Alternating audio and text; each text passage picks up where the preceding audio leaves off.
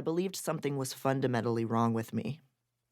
I seemed to be broken in ways I couldn't explain, but which everyone else could see at a glance.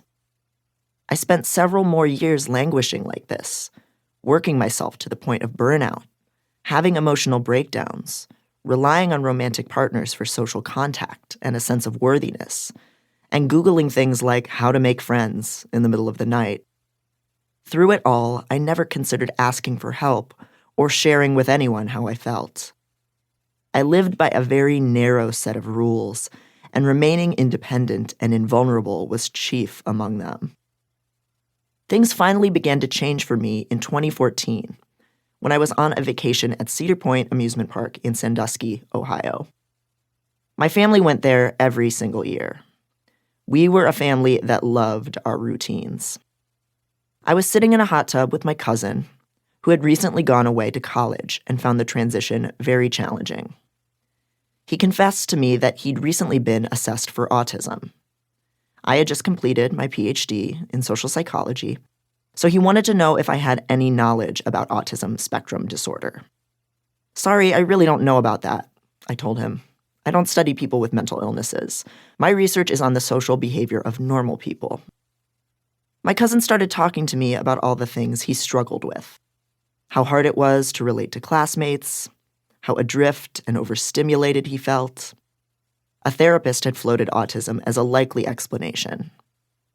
Then my cousin pointed out all the autistic traits he'd noticed were common in our family. We didn't like change. None of us could handle talking about our emotions, and mostly interacted using a surface-level script. Some of us had hang-ups about food textures and strong flavors. We rambled on and on about the subjects that interested us, even if it bored others to tears. We were easily overwhelmed by change and rarely went out into the world to have new experiences or make friends. When my cousin told me all this, I felt dread. I didn't want any of it to be true because, in my mind, autism was a shameful, life-ruining condition. It made me think of people like Chris, an uncoordinated, cringy, autistic kid I'd gone to school with, whom nobody had treated well. Autism made me think of withdrawn, prickly TV characters, like Benedict Cumberbatch's Sherlock and The Big Bang Theory's Sheldon. It called to mind nonverbal children who had to wear big, clunky headphones to the grocery store and were viewed as objects rather than people. Though I was a psychologist, all I knew about autism was the broadest and most dehumanizing of stereotypes. Being autistic would mean I was broken.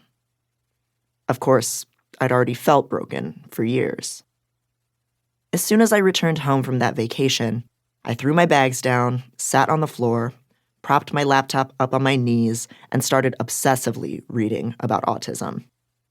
I inhaled journal articles, blog posts, YouTube videos, and diagnostic assessment materials.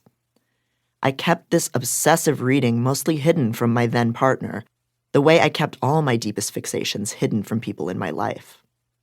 I soon learned that itself was a trait common among autistics. We tend to latch onto subjects that fascinate us and focus on them with a fervor others find weird. After being mocked about our passions, we become secretive about our special interests. Already I was thinking about autism in terms like we and us. I saw myself clearly reflected in the community, a fact that scared and exhilarated me.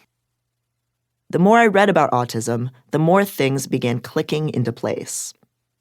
I had always been overwhelmed by loud sounds and bright lights. I got inexplicably angry in crowds.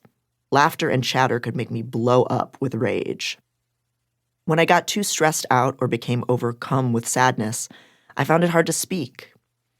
I'd hidden all this for years because I was certain it made me a joyless, unlovable asshole. Now I was beginning to wonder why I believed such awful things about myself. Autism was my newest obsession, a thing I couldn't stop reading and thinking about. But I'd had many other special interests in the past. I remembered being passionate about bat watching and horror novels as a child. Kids and adults alike had chided me for being too weird and hyper about those interests. I was too much in so many ways.